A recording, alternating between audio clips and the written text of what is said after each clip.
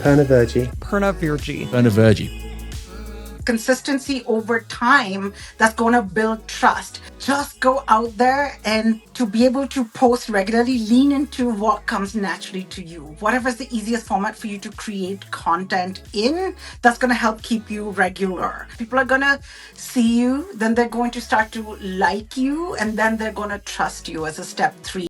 Welcome to Get Mic'd, the podcast that explores the ins and outs of building a notable brand. I'm your host, Katie Zeppieri, founder and chief brand strategist of the MicDrop agency. In today's episode, I have the pleasure of speaking with Purna Virji, a globally recognized content strategist and award-winning author of high-impact content marketing. Currently based in Philadelphia, Purna serves as the principal consultant for content solutions at LinkedIn, where she helps brands maximize their impact through innovative content strategies. Before joining LinkedIn, Purna led Microsoft's global learning and thought leadership programs and had a distinguished career as an award-winning journalist. As a sought-after international keynote speaker, she has been featured in prominent publications such as The Drum, TechCrunch, Marketing Land, and Adweek. Her achievements have also earned her recognition as an Adweek Young Influential. In our conversation, Purna shares her insights on how brands can create high-impact content that resonates with their audiences. We also explore how content strategies can be future-proofed in a rapidly changing digital world, and the role of thought leadership in building a powerful personal and professional brand. This was a truly inspiring conversation that left me thinking about the future of content, especially in LinkedIn, in exciting new ways. I hope you enjoy listening. Purna, welcome to Get Mic'd. Thanks, Katie, for having me. I'm so excited. I'm really excited to have you here. I want to dive in on all things LinkedIn. I am a very passionate advocate for LinkedIn, Purna. You should know this. I would speak, especially in my 20s, I was speaking to schools quite a bit and talking to high school students. And, they'd be telling me about Instagram and as TikTok was on the rise and all these sorts of apps that they're using. And my first question to them is, what about your LinkedIn? And that's because I have just seen a tremendous impact on my own career through leveraging the platform.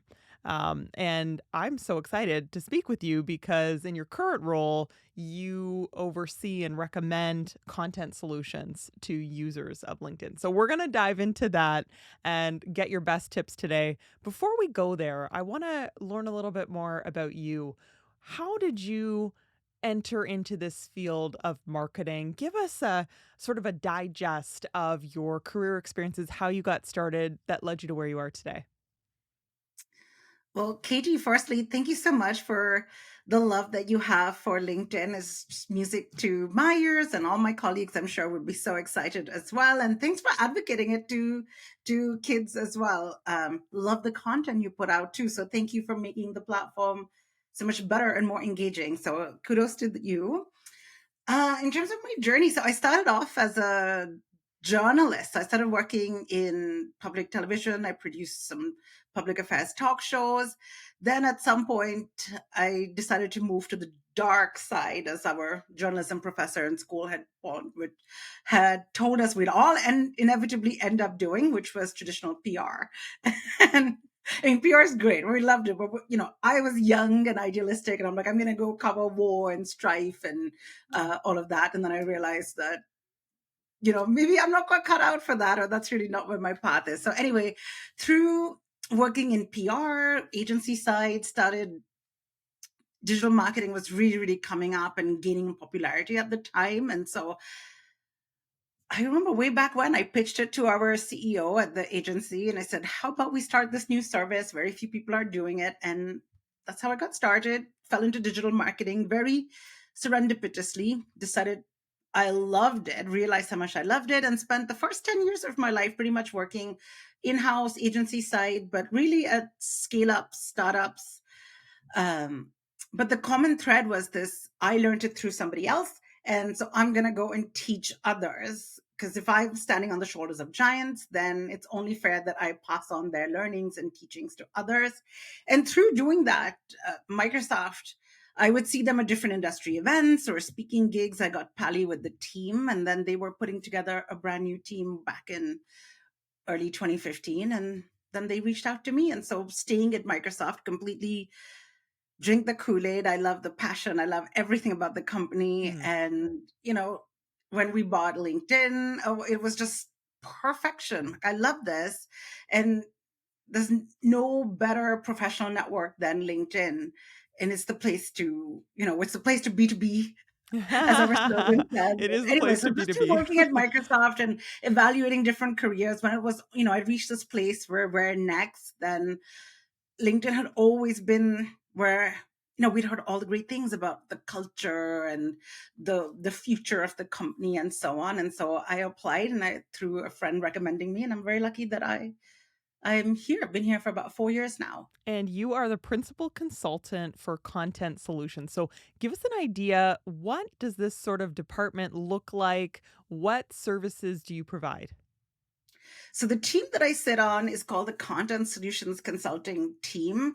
Our team is essentially a consultancy that sits within LinkedIn. It's Hmm. super cool. We also have a sister team that's a think tank, so the B2B Institute. So it's amazing that LinkedIn is so passionate about marketing and B2B and empowering our customers that they literally have teams of specialists and longtime marketers, whether from agency, in-house.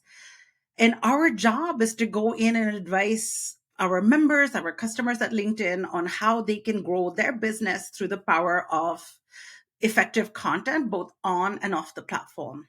Okay, so we have entrepreneurs, people building brands tuning in. If they're not already bought into LinkedIn, Purna, give us your pitch. Why should brands be on LinkedIn, but not only on LinkedIn? Why should they be posting content on LinkedIn? Well, firstly, LinkedIn is the place to be, and not just limited to B2B, though. We definitely have a lot of B2C. But if you think about if you're trying to, actually, let me back up for a second. Let's think about the different important areas, right? Most of us consider trust as top of mind. So LinkedIn is consistently ranked right at the top as the most trusted platforms. If we analyze what our members do, and we have over 1 billion members globally, most of whom tend to have higher levels of education. They tend to be employed. They tend to be decision makers in their work. Um, but it's really what they come to the platform for. So a lot of our members report using our platform as a way to invest time, right? They're not here killing time or passing time. They're there to learn, to grow, to both personally and professionally. So they see their time on LinkedIn as an investment.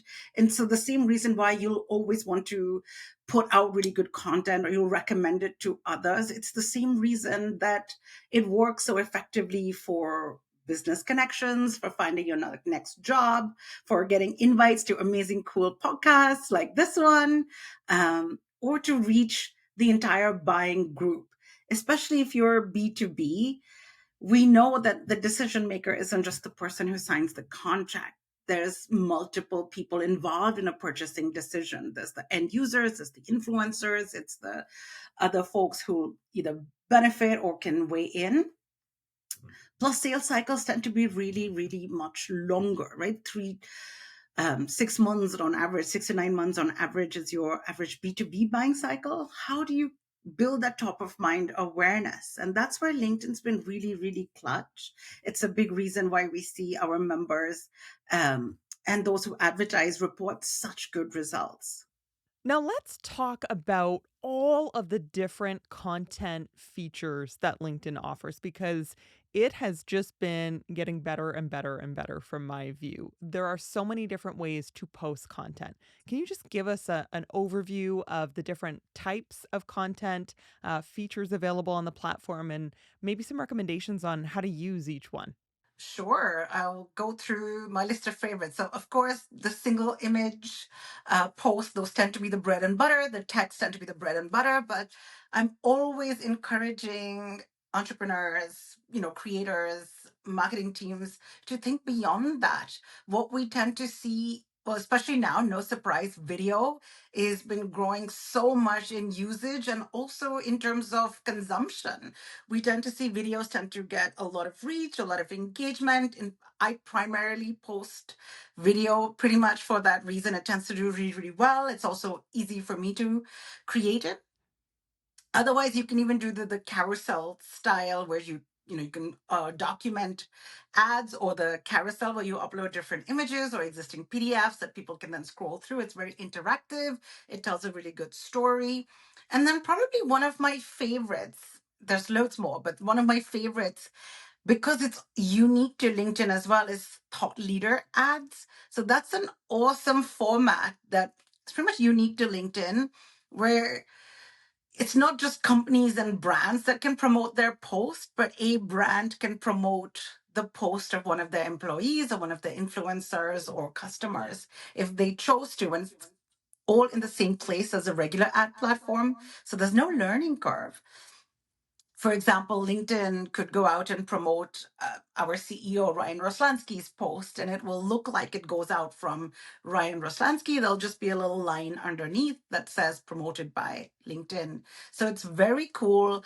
And I'm loving that personal touch as well, right? People follow people before they follow brands. And it's just human nature. We all do it. And so getting to have that personal side helps put the social back in social media. Yeah, that's great. And I didn't even know that about the advertising option to kind of have a company like boost a person's page, which is interesting because my experience, similar to other platforms, you look at something like Facebook or Instagram, but especially Facebook, there was a push for business pages for quite a while there. But fundamentally, and Facebook was pretty transparent at a certain point to say, like, the algorithm doesn't perform as well for business pages. The reach of your posts for a business page is not going to be the same as it is for a personal page.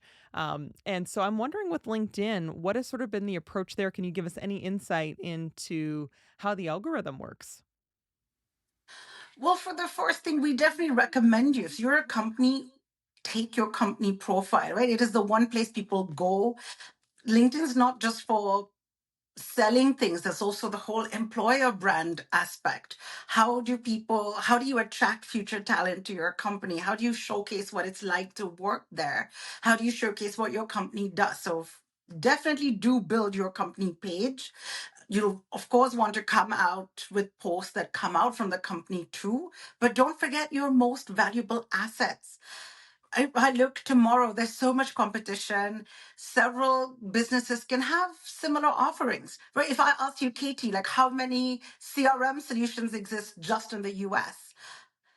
If you had to answer, it's thousands. It was close to 2,000 companies, according to some research I saw a year ago. How do you stand out? And what's unique to you are your people. No one else has that. First party data, your own people. So leverage them as your big asset.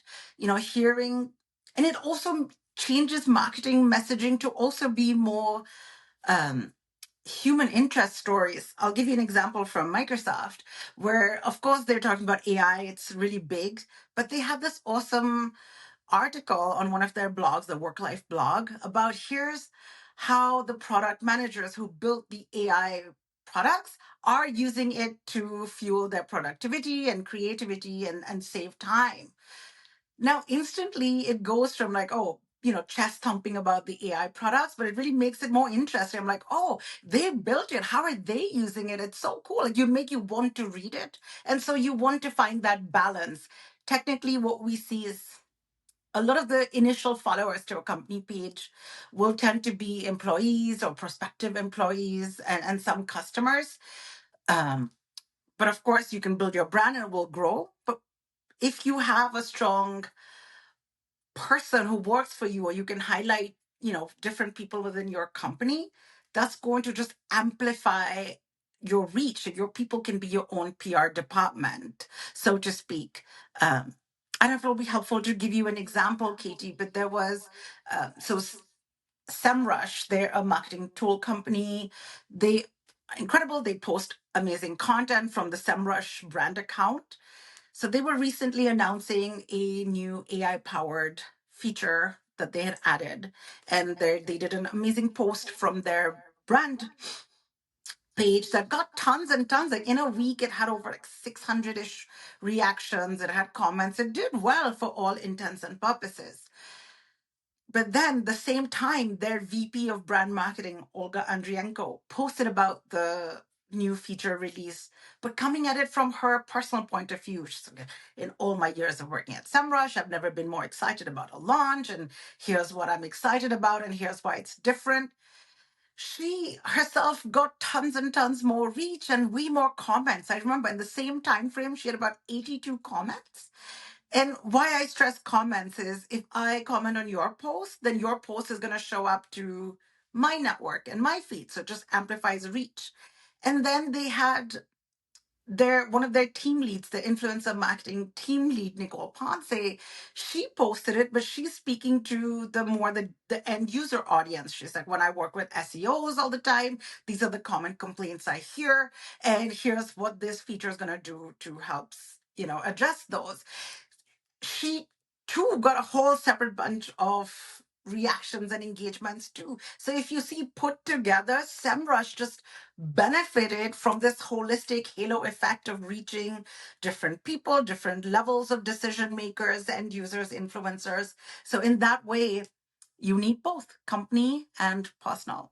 I think it's true about the company page being so good for recruitment at a firm. And honestly, that's always an exciting time when you're posting a new position as a business owner myself, and you get to have your little hiring badge that goes over your photo. You get to amplify what you're looking for, boosting your job with LinkedIn. I've hired some fantastic people that I found from LinkedIn jobs, which is great. So I like that, and I agree. Like your page, people go to check out your page. It's one of the first places that I go when I'm looking at a company, just to learn a little bit more about them, their company size. What are the roles within a team? If I'm looking to get in contact with a particular department at a company, it's a really good way for me to find them. But I think you've also touched on this importance of having the personal touch. It's important for even the largest of brands to have their founders, their executives, people building their own personal brand on the platform, but pointing back to the company. Would you agree with that? Absolutely. It just goes back to the whole principle again. Like we are social creatures as humans. We like to respond to our peers. So people will tend to follow their peer set. I would say, yes, it's incredibly important for execs and founders, but people shouldn't get dissuaded if they aren't available or willing to do that, right? You want to think about who is your ideal customer profile, your ICP. If they are a very technical audience, then you would be better served having the very technical subject matter experts in your company posting about it. And so that way it's our lingo. You and I are, we're eat, breathe, sleep, marketing, branding, all of that. We have amazing conversations. But if you chuck me in a room with, lots of engineering folks who really want to go deep into code and Python and all of that stuff, I would be at a disadvantage. So what would be better for me would be bringing in some of my subject matter expert colleagues who could then speak to it if that was the audience I'm trying to reach. So I'll just spot on about having an inspiring founder. You can even see it in terms of follower counts. If I look at the Microsoft page following, and then I look at Satya Nadella's following, it's so much higher. Or if I look at, say, Spark Toro versus a Rand Fishkin, again, you can see the clear differences. People will start to associate a person with a brand, and then there's just an amazing halo effect back and forth that you can get. Yes, absolutely. I think one key place to maybe start when a company's thinking about um, posting more on LinkedIn, if an individual is thinking about posting more on LinkedIn, you have to switch on this setting, right, to be in the creator mode on LinkedIn. Perhaps you could talk a little bit more about that, how someone can go about doing this, why they should consider doing that. So I love that you touched on it. Katie, you've got all the insider LinkedIn tips. I should be interviewing you for what you do. So we'll do that next. But yes, absolutely. One of the big recommendations that we do is when you're getting started, when you want to get more active in creating and posting, switch on creator mode, which also you'll know you've done it right if it switches your profile's default to follow versus connect. So that's how you'll know. What it does, it'll give you access to additional creator friendly formats. So whether it's a newsletter, whether it is LinkedIn live events, whether it's the audio events, it gives you access to all of these so you can diversify how you show up and create in the type of format that comes most easily to you, or that that your audience tends to resonate with much better. And as we know, different people tend to prefer different formats at different times. It's quite situational. So the more formats that you can share your content in, the more likely you will be to really reach and target and reinforce your key messaging. So that would be one of the big reasons to do that. And you could only do it on your personal page, correct? On your personal profile, that's correct. So that you can turn your personal profile into creator mode. Okay, let's dive into some of the other content pieces because like I mentioned, there is a lot now available to you on LinkedIn. I just think it's so helpful because not every person is leveraging the full suite of possibilities. So talk to us about LinkedIn articles. This is like a blog kind of format on the platform. It's now connected to sort of having this newsletter that you can have within LinkedIn. Help us understand a little bit more about that feature.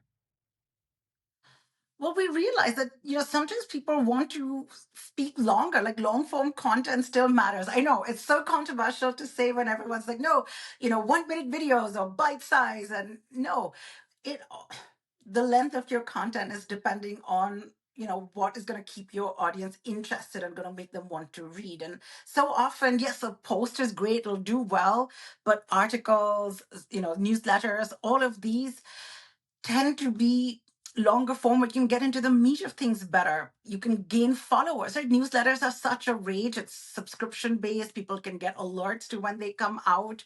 If you're looking to create a newsletter, why create in 5 different platforms? Just LinkedIn wants to offer you the right way to connect with your audiences in just one single easy place. So if you prefer to write more newsletter style content or build up that subscription, create your LinkedIn newsletter. You could even sponsor it on LinkedIn. So if you wanted to amplify your reach, right? Paid, you tend to plant more seeds and amplify your reach, whereas organic, you're tending to your field and to your existing crops. So you can do a bit of both, where you've identified what tends to resonate organically. You can chuck a couple of bucks behind it and amplify it so you reach more of the audience that you're looking for. We have enough to do in the day. There's never enough hours in the day. So if you could make it convenient and keep it all in one place, then why not? Now, how about stories on LinkedIn? That's a feature that I haven't used as much.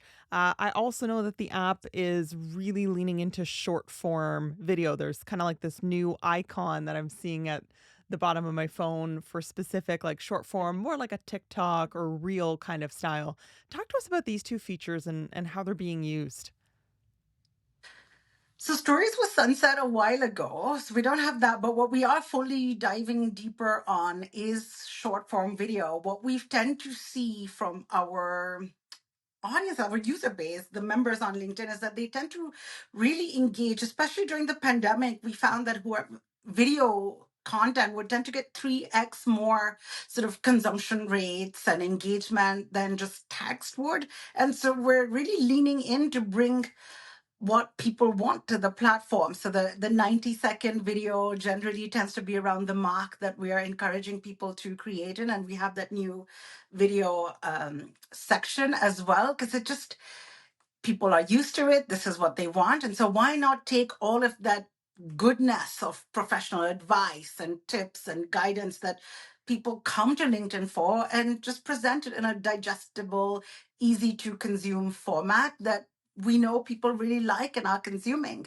So I've been creating video content mainly for the last year as well myself. We see our editorial teams on LinkedIn. Jimmy Jackson's one of my colleagues on the editorial team. She has incredible videos, and it's so inspiring to go ahead and see Dan Shapiro, who's our chief operating officer at LinkedIn. Like, he does these incredible walking sharing advice videos. So I love watching the creative ways that different people can come in and leverage videos. But the cool, unique thread of what we're seeing in all of them is that they're not these overly polished, super edited, videos that people tend to react more to authenticity, like just you and me talking, having a conversation. I record using just my phone, sitting right here at my desk in my home office, and I'll record the videos just on my phone and I'll put them out there, and people tend to respond really well. So for anyone who's hesitating or worrying that they don't have the budget for video, they don't know how to do fancy editing tools. You need none of those. Just talk. You need to share, have your wisdom, decide what you want to talk about, and then just share generously. Yeah, I think that's really good inspiration because I think people can overthink content, and I want to sort of pull our conversation back a layer. In addition to your work at LinkedIn, you've also published High Impact Content Marketing, a book that talks about sort of the strategy behind building a content marketing system, and that's going to be really effective for you and your business. So I think when we talk about content marketing, what are some of your best pieces of advice to a brand that's looking to build their reach? How should they get started in terms of thinking about building out a content marketing strategy? Well, I'll give you three of my top tips that if people only read these three in my book, I wish they would just read this. The number one is, rather than everyone says start with the customer first. I'm like, no, start with understanding your business and your revenue potential first. Because whether you're even, if you're a government organization, there's certain goals that you want to see. So what are your core goals? If I'm selling something, either a service or a product, I could have two or three different products. Not all of them are worth the same to me. Maybe there's a lot of buzz about product A, but I don't really make that much money if I sell product A. But product B, if I sold even just a fraction of the amount that I did of product A, it would make my business grow really, really strongly. So I'm always like, go and understand what's going to move the needle for you internally first. That will narrow down your scope of focus when you go into customer research. So, tip number one, start with your business goals first, and then go and understand your customer and their pain points. So, tip two, understanding the customer, which is beyond essential. Everyone talks about it, but I think I'll share just, it doesn't have to be as in depth or time consuming as investing in this huge series of phone calls or anything. There's three ways to do it really well. Tip number one to do customer research well is start with your own sales teams. Why? Because they talk to your customers all day long. Get a couple of your best performing sales reps, customer service reps separately in rooms, and ask them questions that, what are customers asking a lot of questions about? Where do you get a lot of pushback? What is it that you always say that helps you close the sale? What's one thing you wish they knew? So that's, and chances are you're going to get so much richness and goodness out of that. You'll be way ahead than you thought you would be after even one phone call with three or four reps. The second thing is, reach out to four or five customers. Like literally, you can talk to six or seven, but any more than eight, you're going to start seeing the same repeated answers. Like you don't need to talk to 50 customers. Seven or eight will give you enough of a viewpoint. Ask them all the same questions. What made you realize the need for our offering? What were you hoping it would achieve? Now that you're here, like how has it made a difference? So, the before, the during, the after, if you can hear from them, you will get a lot of their own words, which will be incredibly impactful in helping you write your copy, because it's take what customers want and what they're asking for. And then the third overall area, so you've studied your business, you've studied your customers. The third area would be, go ahead and read their reviews online for your competitors and for you. Sometimes people won't always tell you, right? Surveys and all are just very subjective. People will tell you what they think you want to hear, what makes them sound good. But in reviews, they're putting it out there in the world, what really resonated.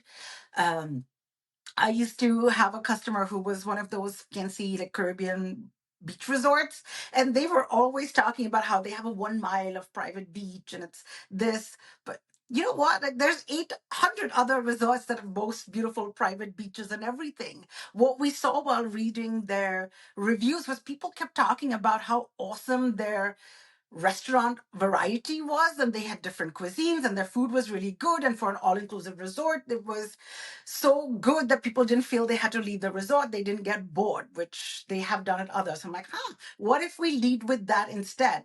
So we just heard it from the customers and tailored it.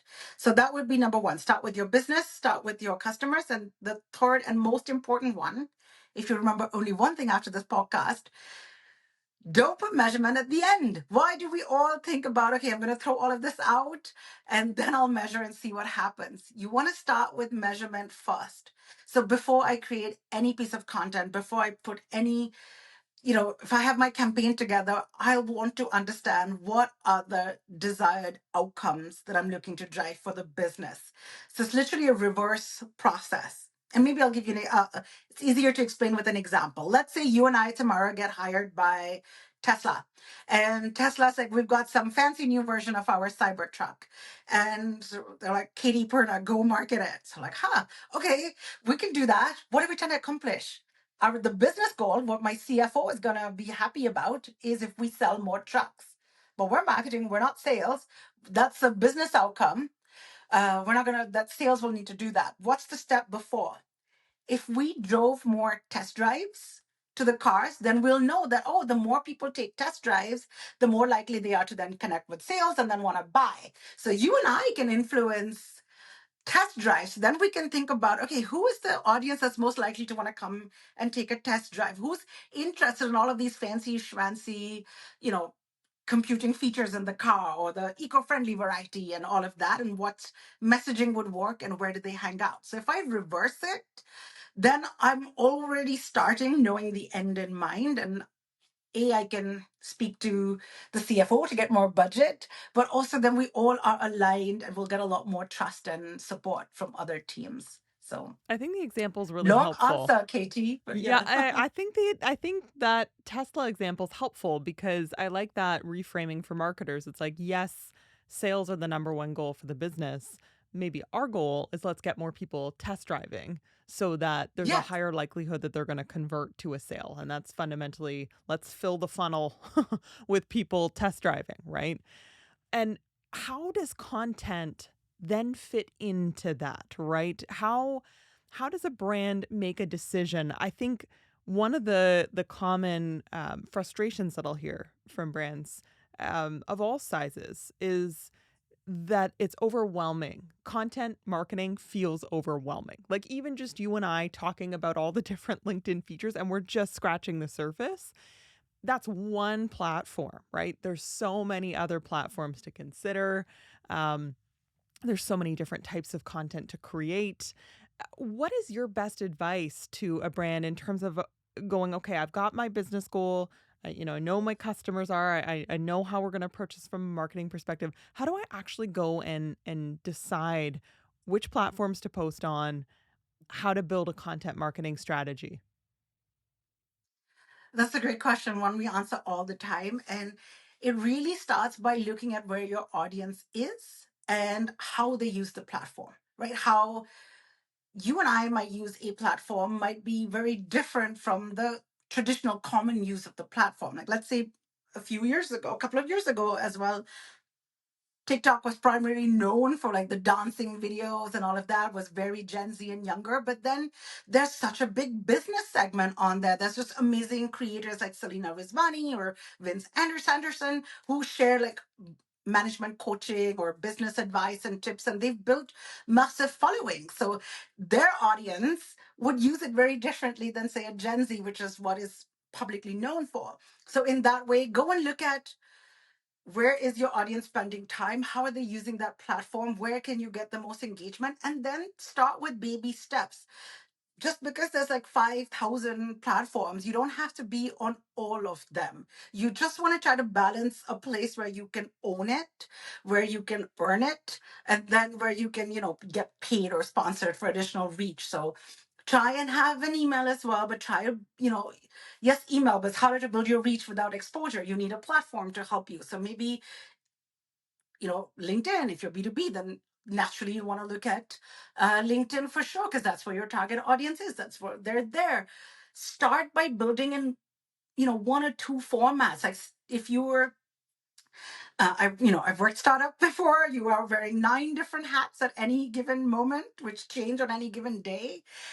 We don't have a lot of time. Start with what comes naturally and easier to you. So if it's writing out in text and maybe putting an image, start with that. It's okay. Just be consistent. And consistent doesn't have to be every single day, even once or twice a week. As long as you're consistent is more than enough too. So take that pressure off. So choose a platform. For the others, you can have a presence, but you don't need to be posting regularly there. It's as good as saying, one of my friends, Lexi, always has this fun example where she says, "If I am a toe fungus cream, then there's no obligation for me to be on a visual platform like Instagram or TikTok, right? Because no one wants to look at that. But what you can say is that follow us on YouTube or follow us on something else, and so you have a presence, you claim your profile, and you're guiding people back if they're looking for you. So in that same way, have a presence, but focus on one or two core, because that's where you can keep it up. If you try to do too much, you can do it for a short amount of time, but then you're always going to start resenting it. And then quality is going to go down. And with the competition as much as it is today, if you're not building that trust, if you're not putting out that quality, it's just too easy to ignore content, right? Stopping to consume is what takes the effort. Yeah, I think the thought around being consistent is so important, and I think that that helps take away this overwhelming feeling for brands. You don't need to be everywhere all at once. You pick the platform even that you're going to start with first, and you commit to a handful of posts a week, perhaps 2 posts per week, perhaps. And to your point, you start tracking metrics immediately, like right out of the gate, so you're able to see, are you building as you go? How is this impacting outreach for demos or test drives or whatever it might be? You sort of start tracking that right away. So it's giving you something to measure, something to monitor your progress along the way. And showing up consistently is so important. I think I'll just speak from my own experience, like especially on LinkedIn, but on all platforms, I have noticed it's not always about, getting a million likes on a post. In fact, there's so many people seeing your content that don't engage with it, right? They'll just see, oh, there's Purna, talking about content marketing. There's Purna, showing an excerpt from her book, right? They're seeing that, and that repetition is hugely valuable to building your personal brand, because people will keep you top of mind. So the next time that I need a content marketing strategist, I'm going to remember that I've seen Purna, and Purna's out there killing it, talking about all of these different tips and tricks. She's someone that I'm going to go to when it's time to find that strategist. 100,000% accurate. That's exactly it. Like everyone just to stop and rewind and listen to Katie say that again. Because it's true. It's consistency over time that's going to build trust. We see this in all aspects of life, whether it's studying or even if you're just making a new friend. Like the first time you meet someone, you may have a warm interaction. It may be wonderful, but you're not going to be besties. You're not trusting them fully. You're not going to tell them your whole life story. It's just takes a little time of knowing them, and then it takes, after a few repetitions, you're like, you know what, I really know them, I trust them, I'll tell them a little bit more. So, and I always tell people it's a marathon, it's not a sprint. You're going to go out there. Yes, you want to keep tracking the metrics, exactly as you said, to see, are you reaching the right audience? If I'm trying to reach fellow marketers, I'll always look at my view analytics feature on my posts on LinkedIn to see, am I reaching other marketers? Because if I'm reaching, I don't know, interior decorators, I'm not doing a very good job. So if that was my goal, to reach marketers, consistency over time, and that is a 3-step formula. People are going to see you, then they're going to start to like you, and then they're going to trust you as a step 3. And a lot of people will post for a month or two, and then it gets hard, and then they'll give up. And so that's why, if you can just go a few months longer, then you'll already be standing out and give yourself this whole edge. And to if I take out my employee hat and just take a consumer hat, when my book came out at the end of last year, I looked at LinkedIn as my primary platform to promote my book. And in the beginning, for the first like 90 days or so, I posted 5 days a week. And then after a while, I realized that I'm not enjoying it as much anymore. Like the first 60 days, there was just so much joy and motivation to post and engage. And then like I'm feeling so much pressure. And then I noticed like so if my posts weren't that great, or I feel like, oh, I just throw away. I'm like, why am I doing that? I'm doing my audience a big disservice. If my goal is to be there for the longer term, then I'm just gonna post less often. I'll try to stick to once a week minimum. And then if I have something else valuable to share, I'll share it. Otherwise, I don't need to. Yeah. Yeah, exactly. And it's a marathon, not a sprint with content. And one of the things that we'll always tell our clients is it's going to take a long time to see the results from this. And I think that that's honest. I'm wondering if you disagree with me there, but organic content marketing is a long-term game. It means that the first time you put up a LinkedIn article, you're not going to have 50 people booking a demo on your page, right? The first time that you put up a post, you're not going to have people ringing the phones. It's not like that. It's exactly as you mentioned. It's the consistency over a long period of time to get that, see, like, trust sort of formula. And that's really important to know going out. So just like a marathon, you don't want to, jump off the starting line full force. You want to pick something that you can commit to and you can ramp up from there. Purna, I would love to ask you one last question that our audience is eager to know. You gave out some great tips already, just thinking about like even like a 90 seconds or less short form video. Do you have any other burning tips that you can give us to help us perform better on LinkedIn with our content? Is there, types of content that we should be really leaning into right now? Is there a time of day that we should focus on posting? Should we be prioritizing comments over likes? Like, give us a couple things that we can walk away with and implement and get excited about. Well, I would say is one, just go out there and to be able to post regularly, lean into what comes naturally to you. Whatever is the easiest format for you to create content in, that's going to help keep you regular. And then the other one, yes, definitely. If when you can't create, curate. But one of the three tips, if you think about trust, is that people want to get to know who you are. There's a million people just sharing an article or a picture that's self-explanatory. But if you just take an extra 30 seconds and add in, here's what really stood out to me in this article. Oh, I watched Katie's Get Mic'd episode. And what really jumped out to me was when Katie said that, it does take time. And so it helped me set my expectations. And then they shared the link to this podcast. It's just going to share with others what you like or what resonated with you or how you think. So I think the biggest thing that you can do is show who you are and let your personality and authenticity shine through. Because the algo really prioritizes trust, and the way that Mm. you can really build trust is let people know. And this is a formula from Harvard professor Dr. Frances Fry. So she has this concept called the trust triangle, which is authenticity. People get to know who you are. They can trust your logic and your advice. So do they feel that you're posting on a topic that you have credible expertise on or are passionate about? And then the third one is they believe that you care about them, Mm. about the audience. So add value, post often, share helpful advice, share what you've learned. You can, of course, sell once in a while. No one's going to harm you for it because no one else is going to shout from the rooftops. But otherwise, yeah, do that, those three.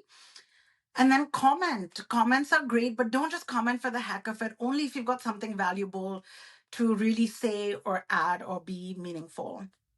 Purna, So those this would is. be great. Oh, Yeah. you got more. Hit us. No, I think Okay. that's good enough to start. But just go into trust. Think what the platform's going to prioritize. Okay, so good. Really appreciate that. You're getting us all pumped up to lean in, optimize our profiles and start posting. I want to move into our lightning round, which is a chance to ask you 5 quick questions, get some tangible tips and takeaways that we can leave for the audience. So, first up, complete this sentence. To me, building a notable brand means.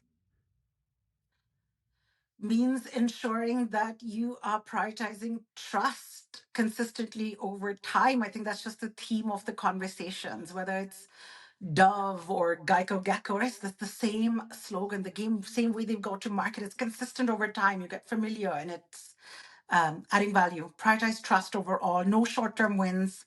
It's the think long term. What has been your brand's memorable mic drop moment? I think for me, it's when I see whether it's a mentee or someone who's read my book come in and share that advice with other people. And so that whole paying it forward, because ultimately, I think what my core purpose is, like, I believe that in being of service to people. So if you could, and I elevate others through education. And so if a mentee acts on a tip, shares it with somebody else, that's just to me, it's like mic drop. That's all the success that I wish for. Or somebody comes back and said, I used it, it worked. Thank you. What's one brand you admire and why? Uh, I love the National Park Service on, I know it's an unusual one, but if you just follow their page on LinkedIn and the National Park Service, their posts, the humor, the personality, the passion as well for parks and wildlife and how they post, they are my favorite account. If I'm having a bad day, I'm like, let's see, what does the National Park What are Service the have national today? So parks yeah, up to, Purna? I love that. so funny. What are three resources you'd recommend to someone looking to build their personal or corporate brand? I would say something, it can be as simple as finding the people in your niche and see who are doing it really well. What are they posting? What tends to get a lot of reaction? So sometimes it's completely free, doesn't cost any money. Just go in and look at others who do it well and see what it is about them that resonates with you. And because it's usually something within yourself. So that's one. I very much love the HubSpot blog is great. LinkedIn Learning has a ton of really great courses too. So those are the ones to go to. What's up and coming for you, and where can people connect with you? Well, you can hit me up on LinkedIn, of course. That's where I work. I'm always on there. And check out my book if you haven't already. It's called High Impact Content Marketing, available on Amazon or the bookstore near you. Sounds great. Purna, thank you so much for your time. This has been a fantastic conversation. Katie, thank you so much for having me. This was so fun. Thank you for tuning in to Get Mic'd. If you enjoyed this episode, please subscribe to the podcast and leave us a review. Your feedback helps us bring you more engaging conversations with thought leaders who share their insights on building a notable brand. We'll see you next time.